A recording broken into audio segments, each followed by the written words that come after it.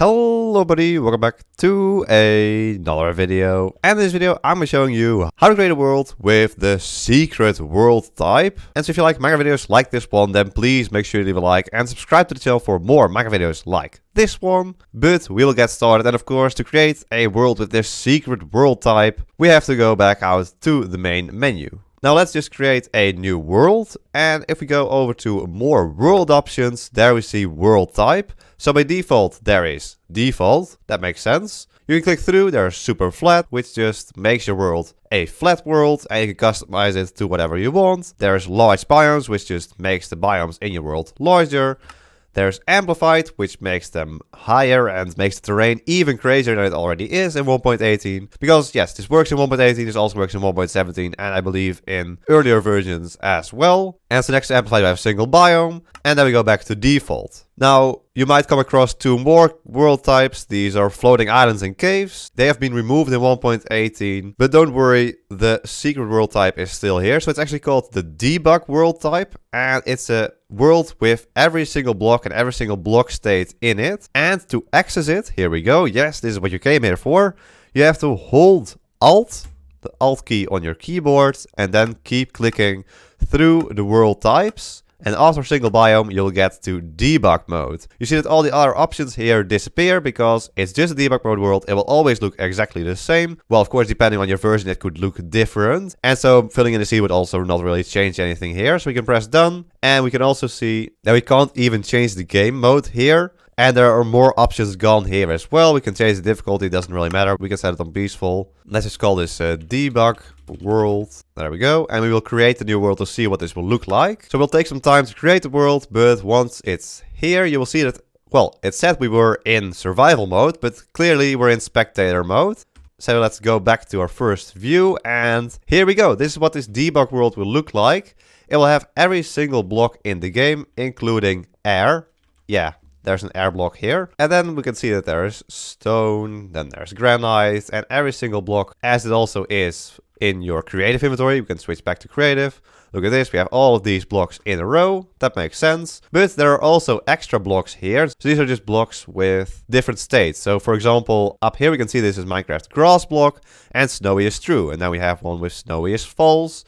Then there's dirt. There's coarse dirt, then there's potsol snowy is true, potsol snowy is false. And so every time it has an extra tag here, it will also put in the blocks with different tag numbers or values. And so this is not only like normal blocks, there's also saplings here floating. And these also have the different stages. So this is stage 0, this is stage 1. And so actually all these things are the values you can change with the debug stick. So if you don't know about the debug stick, I'll leave a link to a video where I explain that in detail in the top right hand side of your screen. So you can check that out as well. And so here, for example, we have all the different water layers, flowing water, there's lava, there's flowing lava. Yeah, this is a very, very, very large amount of blocks over here. And so we can fly through, you can see there's beds, there's half beds, there is pretty much everything you've ever seen in Minecraft. And so all of these are just one by one. And yeah, we can see that the beds are never a full 2 blocks here. And yes, every single node block or every single node and every single instrument is here, if you ever want to try those out. We can also see all the different fire type combinations, all different real possibilities.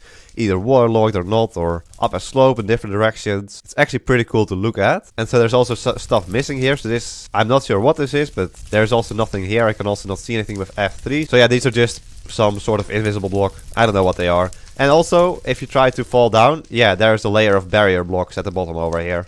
At Y60. And actually you can't go below it because you can't even break these blocks. But let's go into spectator mode.